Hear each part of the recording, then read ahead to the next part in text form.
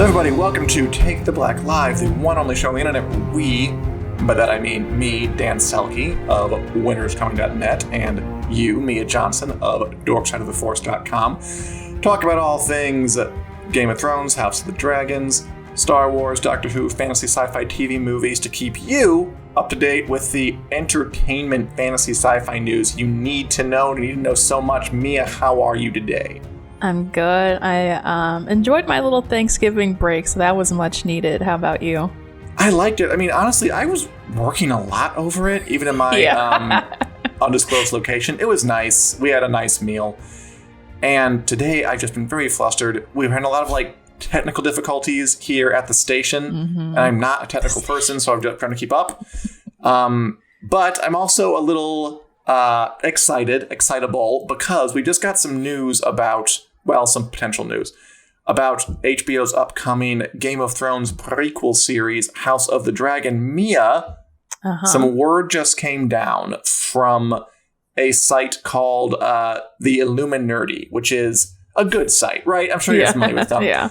They're they're not variety. They're not 100% all the time. You can trust them for anything, but they're not like, we got this covered either, where everything they write is a falsehood. Yeah, they have some pretty good scoops. Yeah, they're not bad. And according to the Illuminerdi, this site that's fairly decent, reliable. I keep giving their faint praise, but they are. There may be a new addition to the cast of House of the Dragon, HBO's upcoming Game of Thrones prequel show set a couple hundred years before the main show, following the Targaryen civil war known as the Dance of the Dragons. Mia, do you know what the news is? Please announce it to everyone. I'd love to.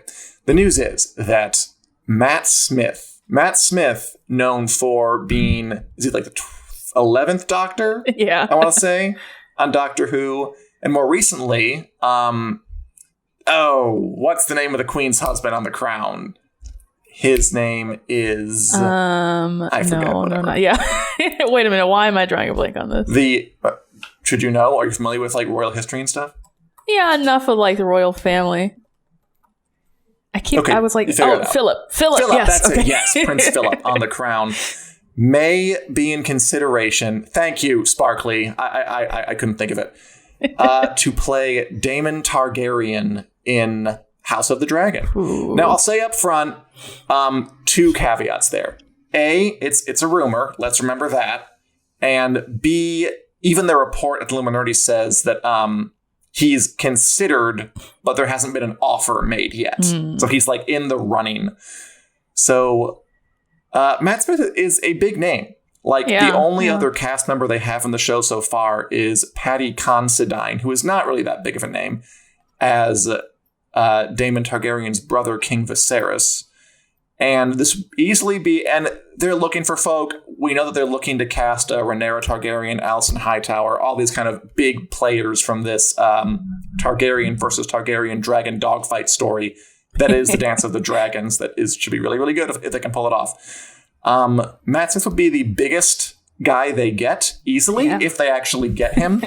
Not offered. And Daemon Targaryen is a good character. I know we talked about him before. Should I even ask? Do you recall anything about who Daemon Targaryen is? I feel like when you start telling me about him, it will refresh my memory. So I do and I don't. Gotcha. Shauna also knows Philip. Y'all out there know the royal family a lot better than I do. I watched The Crown. I just couldn't remember who was the name of the guy who's kind of the kind of boorish, kind of jock one she married. They're not really getting along all that well, but he's in it for the long haul guy. Philip, that was it. Philip, thank you. That's podcast brain. You remember everything up until you have to say it on a podcast, and then you don't know anything anymore. That's a good point. I am going to talk right now about Daemon Targaryen, and let's remember about that. Daemon Targaryen, brother of King Viserys, younger brother, where Viserys is kind of laid back, cool-headed. Ooh, we got a great comment I will read in a bit about Matt Smith. Cool-headed and just, a talk first and then act later guy. Daemon Targaryen is the exact opposite. He is brash, he's bold, he's a little bloodthirsty, he likes his women, he likes his violence, and he's just that kind of guy. He is master of coin at one point. I think he's master of laws. Eventually he's Lord Commander of the City Watch. He invents the Gold Cloaks, who are in the original Game of Thrones show. He's a soldier. He eventually marries Rhaenyra Targaryen, his niece, after his brother dies. Because remember, the whole thing of Dance of the Dragons is King Viserys dies, and then his daughter and his son by his second wife go to war over who should be the throne. Daemon Targaryen is on his daughter's side, Rhaenyra's side, because he's married to her, which is Targaryen weird. They do that in the Targaryen family. They marry each other. It's bizarre. No one likes it, but it's what they do, and they shouldn't do what they do. He's a good character, and he's a big role. This is a role that will be from the start to the end. A complicated guy. And you know what? If we're talking about whether Matt Smith fits him, a bully, says Julie Davis. Although, Julie, is that in relation to Prince Philip or Daemon Targaryen or both? Because I think it kind of could apply to both. As Sheila Hilton on YouTube says, love Matt, but he is too skinny. He needs to hit the weights. And, I mean, okay. I'm not sure if that was in relation to, the role, but I will say I don't really particularly see Daemon Targaryen when I look at Matt Smith. Yeah, even just based off of what you're telling me, kind of this, like a bully role, bloodthirsty. I'm when I look at Matt Smith, I don't see any of those things. And, it's a very unassuming face. And, maybe it's the doctor role that's kind of, indoctrinated me into being oh, yeah, he's nice. He's a savior. He does all these things. So yeah, I tried to find a mean picture of him up there, but he looks like he's head boy at a British school somewhere. Yeah, I'm if Matt Smith stood across the street from me with a knife blade out, I'd be I'm all right, I'm not in danger. I mean, he's tall and lanky. He kind of looks like Slender Man a little bit. He could play that really well. Stacy says that he played Charlie Manson. That's not bad. That's a psychopath he played. Maybe he could. I mean, even on The Crown as Prince Philip, he's a bit of a dick, but he's kind of priggish and very kind of uptight about it. Whereas Daemon has some swagger to him. But, he's an actor. Actors act. So maybe he's perfect for it. But again, the report is he was heavily in consideration, has not been made an offer yet. So even if it's true, it might not come to pass. But interesting, because, I always worry a little bit about casting stars in roles like this, but I do think there are actors like Matt Smith, like Naomi Watts in the last Game of Thrones prequel, who are they're actors whose acting talents are good enough that I don't really mind if they get into programs or The Crown, Helena Bonham Carter plays Princess Margaret, and she's really good at it because as long as you cast well, I don't mind if you have a name in it. Mm-hmm. Yeah, he seems kind of malleable for this sort of, maybe not for that character, but for sure this sort of series. I was saying, I think I was kind of against the big name sort of people, but Matt Smith feels right. I think he would do pretty well in that. I do hope it's not a fluke, kind of the whole is Matt Smith going to be in Star Wars thing that just dawned on me. Yeah, it was really big. And when I went to a convention where he was at 2 years ago, he was asked about it and he didn't say anything, which made it seem oh my gosh, he's going to be in it because he can't say anything.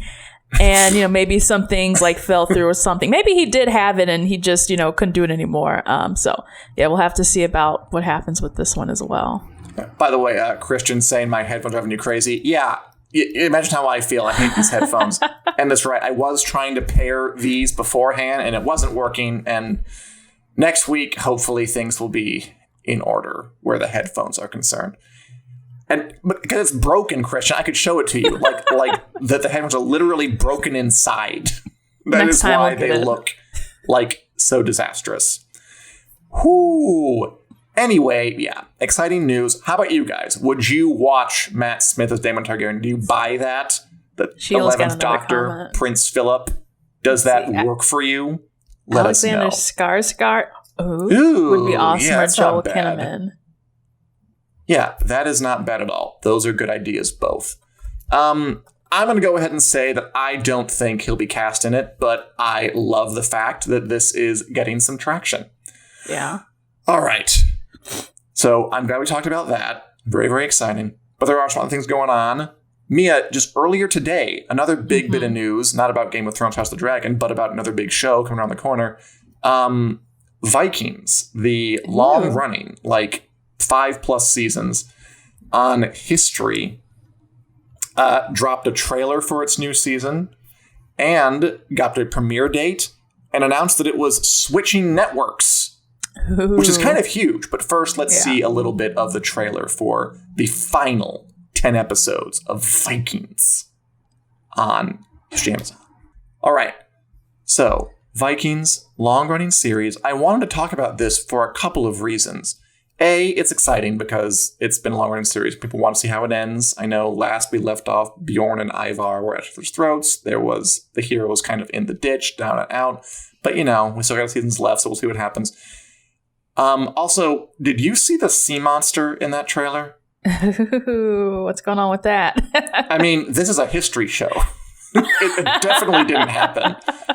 They're releasing the Kraken. That's just canon history now. That's what it looked like. Yeah, there was definitely a giant sea dragon back in ye old Viking times that was going to eat up ships. I bet it's a dream sequence. I think it's like a Norse sea serpent or something, like a god. Ooh. Or, you know what? Why not just go ahead and at this point in the history show add in a dragon? Everyone will love that. That'd be kind of cool. That'd be like in The Crown season 5, I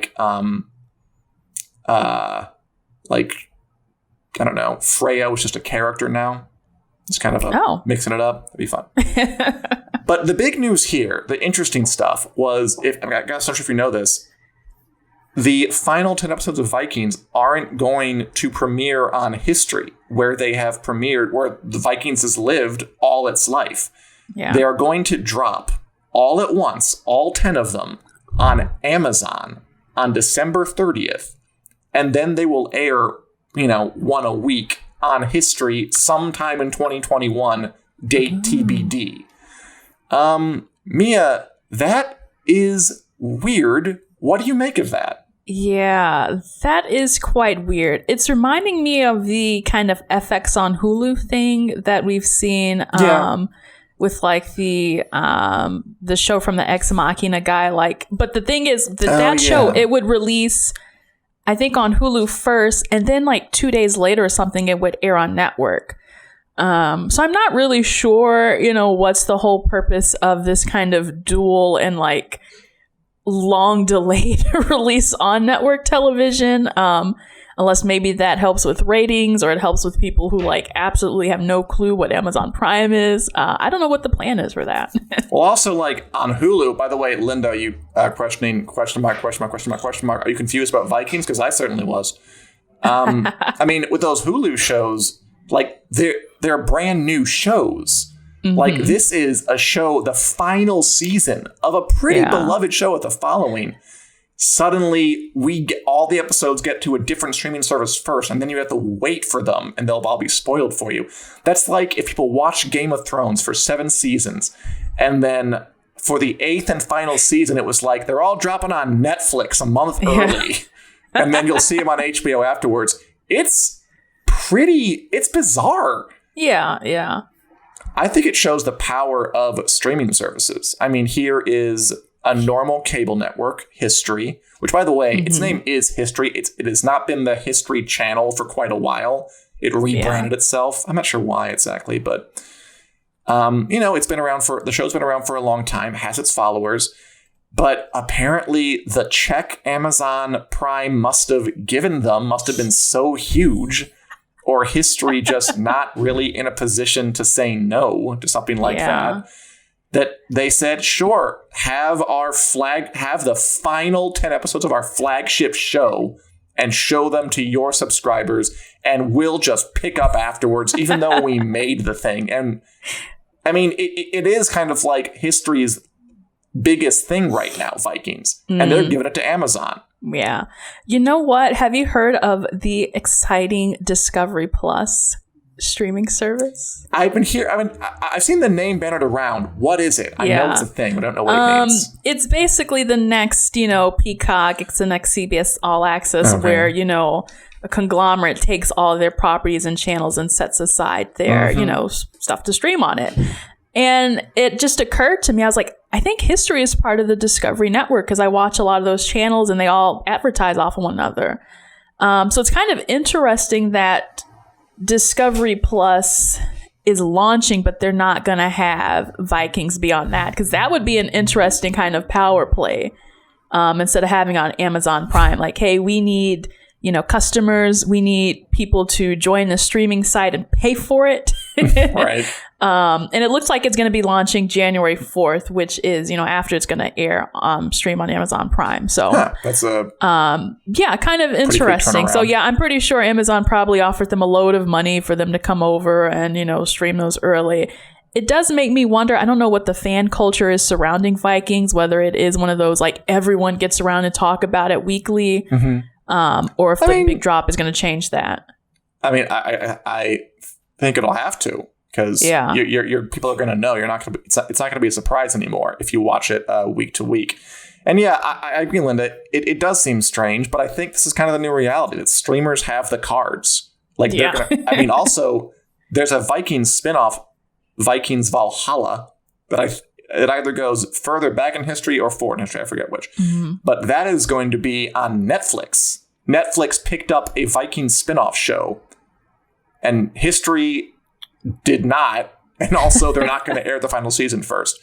So to me, this means streaming services are dominant, and you boring old normal cable networks just better, get on board or get off. Yeah.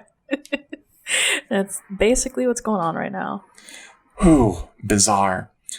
But speaking of streaming service and things for watching on them, Mia, what did you think of the latest episode of The Mandalorian on Disney Plus, The Jedi, Chapter 13? That was super exciting. I was just, it feels like it was literally like 3 years ago, even though it was only 5 days ago. I watched it like the night of Thanksgiving. So it was like I did all the Thanksgiving festivities at home, stood up, and I was like, oh yeah, I gotta watch and write about The Mandalorian. No, I was really impressed about this one. Of course, we've got some spoilers coming, but this was a huge episode for like all those really big reveals that we have been waiting for, including, the introduction of Rosario Dawson as Ahsoka Tano, which was like, whoa. I mean, I will say this, first of all, like, Rosario Dawson as Ahsoka Tano, the least best kept secret in the world, right? Like, we all knew it was coming. All we'd heard was Rosario Dawson is playing ex-Jedi Ahsoka Tano for like months and months, maybe even a year before. So I can't say I was shocked to see her there, but speaking to someone who's never watched those Star Wars cartoon shows that she's introduced in, I dug it a lot. Like, I love that opening bit where she's running among the mists. That was very cool. Some of the fight scenes in this were a cut above.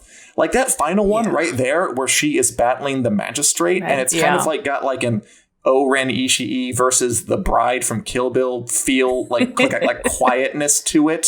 Yeah. And a real tension, even though I didn't really think either of them were going to die. Like, I didn't think the Mando or Ahsoka were going to die. But it was still very beautifully done. And a lot of different tones and a lot of tension. I thought she made an auspicious debut.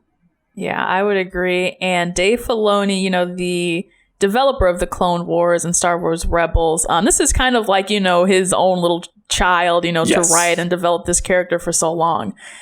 So as an executive or as a producer on The Mandalorian, he helped to write this episode. He directed it. And I think it shows just how much care he has in this character. And I was seeing something about kind of like through Ahsoka Tano's legend and history that she's sort of samurai-like as well. And all of the Jedi kind of too are samurai-like. But yeah, this one I was just blown away. And there was something special to me about that moment where they're like in the forest and she's having this mental telepathy conversation with Baby Yoda. And I was like, oh my God, she's getting all the information. And Mando's like pacing back and forth, like a, anxiety-ridden father. And I'm like, yeah, tell us what is going on.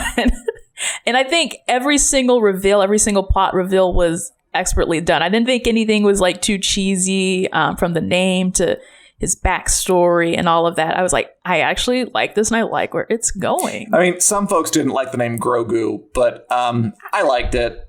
Yeah. A lot of the names seem to be kind of a little goofy in this version. Yeah. By the way, goodbye, Julie. See you soon. All right, Julie. As Linda asks, why does she still look like teen? She should have longer tentacles. Is that true, Mia? I actually don't know. I don't know the life cycle of I think it's a Twi'lek or something like that. I think she looks quite mature for Rosario Dawson. Rosario Dawson still has a very youthful face as is. So. I guess, yeah. Yeah. But yeah, I enjoyed it a lot. And we've talked about filler on the show and whether the show is getting where it needs to go fast enough. And I mean, this was an episode where really it felt like there was forward momentum. Like we were learning things. Like the central thing about the show is trying to get Baby Yoda to his place, or Grogu. I'm not sure if I'm going to start calling him that. We'll see. I don't think anyone is on board with Grogu. It's nice that he has a name, but Baby Yoda has kind of like been in the books for a year now, so that's not going to change. Yeah. I will say, like, on Game of Thrones for a long time, they were calling her Khaleesi, like, deep into it. Oh, wow. But eventually, people did come around and start calling her Daenerys, like, after you hadn't really heard Khaleesi in a long time. So maybe if you start calling him Grogu now, folk will come around to it. I think that's possible. Yeah. So this one had a lot of deep cuts kind of as well to the expanded universe. There was like a name drop about Grand Admiral Thrawn, who was, I think, originally in the Legends book series, and then he got brought onto the Disney canon, and that's kind of who the Magistrate was working for. And I don't even know all of his history as well, because there's a lot of books about him, but that was kind of interesting.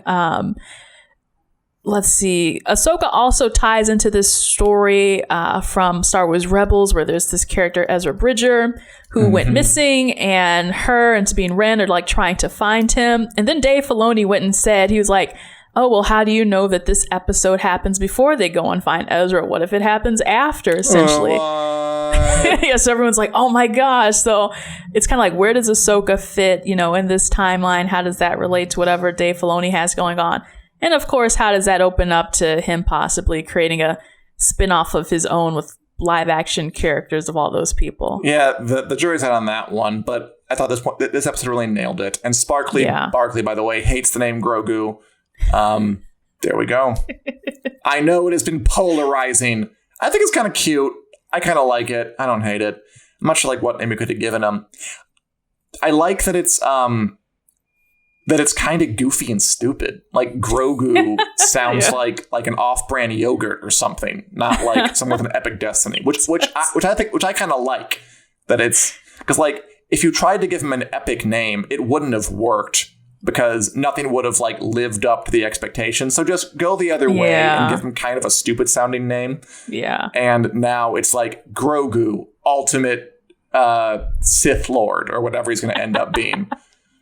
It's like, I call it the Justin Roiland School of Alien Naming. Just like all the alien names on Rick and Morty and stuff are just so ridiculous. So yeah, I don't have anything against it. I did think it was cute. It was interesting as well that they mentioned he was a Jedi Padawan. So he was in training as a little tiny tot. Him and Anakin are like technically the same age. So he could have seen Anakin. Did you see there was one, like someone who edited in Baby Yoda like hiding behind like a chair when Anakin's killing all the younglings? That was pretty funny. Yeah, so it's interesting to see, like, how did he escape that? Who helped him escape? And then it's like, okay, who's going to come, when they go to this Jedi temple and send out the call? That might be the cliffhanger for this episode, this season. It's like, who's going to answer the call? Lots of good stuff to follow up on. I'm excited. And by the way, I am sorry, Sparkly. Grogu is not growing on me, which is well punned, Sparkly. Very quality. I like that. I do. I love dad jokes. There was one about earlier today. I saw a meme about what happened to the pie we left unattended when Emperor Palpatine was in the room. It's Insidious. Get it? That's Insidious. Oh, next. Let's just move on. All right. Moving on. I wanted to touch on the fairly big news yesterday where Elliot Page, formerly Ellen Page, came out as transgender with pronouns he, they. Is now going by Elliot Page. I think Netflix is already changing all the credits in the movies that he's in. And I just want to talk about this because it's a pretty big announcement. I mean, trans rights have definitely been a flashpoint issue and gaining in notoriety for a couple of years now. And while there are more visible trans actors and creators in Hollywood, Laverne Cox comes to mind, who's really kind of blazed a trail there with Orange is the New Black. The Wachowski sisters, who made the Matrix movies, have been around for a while. This might be the most high-profile coming out of a trans person that I can think of. Like, I'm trying to think of like someone bigger. Caitlyn Jenner, maybe. Yeah. But there are so many problems with that one. I don't hold the Jenners in high regard, just as general. I do appreciate the coming out story, but Elliot Page, I think, is really, really huge. I mean, an Oscar nominee and someone who's been in a lot of great stuff. Like, he played Shadowcat in the X-Men movies. I mean, Juno was a big movie, again, Oscar nominee. And he's in a pretty big series on Netflix right now, The Umbrella Academy, as Fania Hargreaves, which is an already an up-and-coming sort of hit show that I think is going to get even more attention now, because announcements like these tend to drive a lot of discussion, both good and bad, but attention will be paid, which I think in the end, hopefully, is a net good. Yeah, and he left a really nice, touching, detailed statement as well yesterday. He did, yeah. He made a note. I mean, it was pretty long. I mean, I thought it was interesting because, I mean, he said some of the things you expect him to say, like, you know, I'm coming out, I'm happy to be trans, happy to be queer. He also called for patience, basically saying that it sounded like he knows that doing this is a bit of a flashpoint, and that traditionally trans people are given a pretty hard time in life online. And it's just saying, I'm doing this, but bear with me, be kind, that kind of thing. Which, I mean, again, like, he is a very high-profile person. So the more high-profile you are, the more exposed you are to people who have something to say about you, including us right now. Yeah. And I'm sure there will be some blowback on it. But overall, just kudos. And I think it's a good step, and hopefully will inspire other people to feel a little more comfortable. Oh, he also fully called out. Oh, remember that one bit in the thing where he was like, and other people, if you have giant platforms demonizing trans people, you're part of the problem, you have blood in your hands. Like, I couldn't help but think, he's talking about Rowling, isn't he? I'm talking about J.K. Rowling here. Yeah. Yeah. That was a huge call out, a no-name call out. But I'm pretty much on the same page as you. I really do hope that, his story can inspire others as well, because I do, sometimes it's on the back of my mind, kind of just like, what if we were, as people able to express ourselves freely, able to, identify as how we want to identify as, and, all these little things that I think of as a utopia. And I just, I'm like, maybe one day we will get there.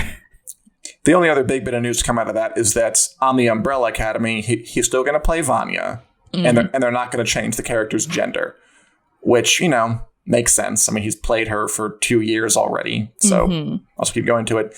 There were some folk who were doing like the devil's advocate thing of like, well, Scarlett Johansson wasn't allowed to play a trans woman or a trans man, so why should Elliot Page be allowed to play a cis woman?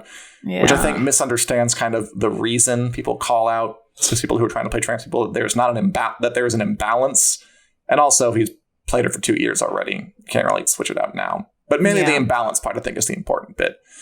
So anyway, pretty momentous, pretty interesting, and best of luck. Oh, yeah. Ooh, and finally, I think, Mia, you wanted to talk about some Doctor Who news. Doctor Who being a long-running science fiction show made by the British, which Matt Smith was on. So we're going to circle back. Yes, it all comes full circle eventually, yeah. Two big things this week. First, we have the announcement that, the New Year's Day special is coming back. It's called Revolution of the Daleks, so the Daleks are back. But the even bigger news is that we are losing 2 out of the 3 companions who have been with Jodie Whittaker since the beginning of her run. So that is Bradley Walsh, plays Graham, and Tonson Cole, who plays Ryan. So the grandpa and the grandson duo are leaving. And yeah, that leaves Mandip Gill, who plays Yaz in the series. Looks like she will carry over. And at first, it was a little shocking to me. I was like, they're leaving already? Sure, yeah. And then I remembered, I was like, 2 seasons, right? I was like, yeah, wait a minute. Most companions are usually around for 2 seasons. I think the longest was Clara, who did 3 seasons with Matt Smith and then Peter Capaldi. But otherwise, yeah, pretty much everyone else has served like just 1 season or 2. So it seems like maybe time is going by really fast for me. Yeah.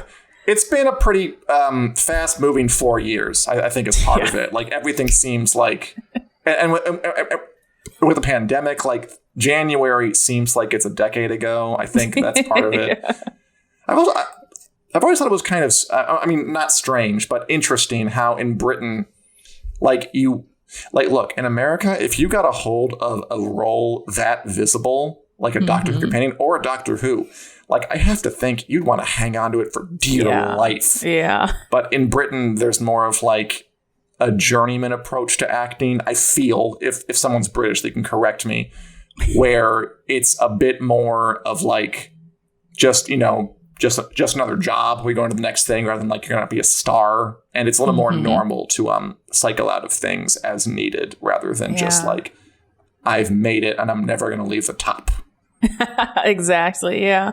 Leave while you're ahead, leave while you're on top. And actually, Graham, I think out of this season was my favorite companion. So it will be a little hard to let go of him. But, if you're a companion, there is hope that you can return because John Barrowman is coming back as Captain Jack Harkness this season, or at least for this special. So that should be pretty interesting. They've got this redesigned Dalek. Like I mentioned, Daleks are always find their way back home. So I'm looking forward to watching this. Has there ever been like a season of Doctor Who with no Daleks in it? I don't think that does not compute. I do think every season they find a way to bring the Daleks back and maybe the Cybermen. I don't know if Cybermen are there every season, but usually they're pretty predominantly featured. They always got to have those. And I'm sure as a writer, too, it's kind of fun to be able to be that person to bring the Daleks back in for that season. It is, but also it's a little annoying to hear fans like, I bet fans are like, when are the dogs coming back? When are the dogs coming back? When are the dogs coming back? Exterminate, yada, yada, yada. And yeah. Like, this little thing. Yeah, so that should... Oh, yeah, maybe. Hope maybe the British fans are a little more polite, They... Yeah, we're really flattering the British people in this particular podcast, aren't we? Yeah, we are. So yeah, I'm looking forward to that, and we'll be a little sad to see those two go. It makes me wonder if Yasmin is going to be the only one now for this next season, or if they'll introduce somebody else. But usually they do tell you ahead of time, I think. So It's kind of like a see what happens. What's wrong with one? I mean, usually there is only 1 or 2, right? So I thought it was a little odd that they like wanted to blow up like a giant cast for the 3 is a lot. 3 is a bunch. Tenure. So whatever happens, I'm sure it'll be interesting. That show's, famously long-lasting. They always seem to land on their feet one way or another. Exactly. I'm also watching His Dark Materials still. That's still going on. I believe they're going to send me some kind of gift basket or something. Ooh. I got an email. We'll see what happens. The show is still fine, if you're wondering. With the cracked grin. It's fine. His Dark Materials on HBO is a fine, okay fantasy show that I am enjoying and not hating, but not loving. And there are worse ways to spend your time, I'm sure. So that's a real endorsement. I won't press the issue anymore. Is there anything you're watching? Over the break, I was able to binge all of Queen's Gambit. I wasn't anticipating enjoying it, but I was like, wow, I really, really, really liked it. Who's that? Anya Taylor-Joy, I think is her name. Anya. 3 names. 3 names, from New Mutants. She was really, really awesome in this. She kind of had to play a variety of ages. Spanned a variety of years, from the 50s to like the late 60s. Fashion was on point. Ooh, I love that. And it was kind of interesting. I was like, oh, this is another Netflix story where they're bashing the Russians again, because a huge plot point was her playing against this Russian champion who she, dreamed of defeating the whole season. I was like, yeah, Netflix kind of waged war against the Russians as well. So I'm like, I wonder if there's some secret, like Cold War conditioning going on in this year still. With Stranger Things and stuff? Or like Stranger Things and Queen's Gambit. I was like, I can only imagine what those shows are doing this on Netflix. Oh my gosh. No. Hey, I mean, being against the Russians is kind of back in vogue for the Americans a bit. Yeah. I guess it never really left in a way. But it's definitely more now than it has been in a while. Okay, I don't mean to criticize. I have to bring this up. Whenever I see a picture of Anya Taylor-Joy, I am like staring. Is it just me or she has like very large eyes? She does. Like, she has very striking. Kind of like, striking is a good way to put it. Yeah, I was it's like she has doll eyes. And there's one scene as well where she's doing the 60s makeup look where the mascara actually goes like underneath your eye, or the eyeliner rather. So it gives you like double the appearance of your eye volume. I was like, oh, what a look! Really going for that 60s Twiggy look. I love it.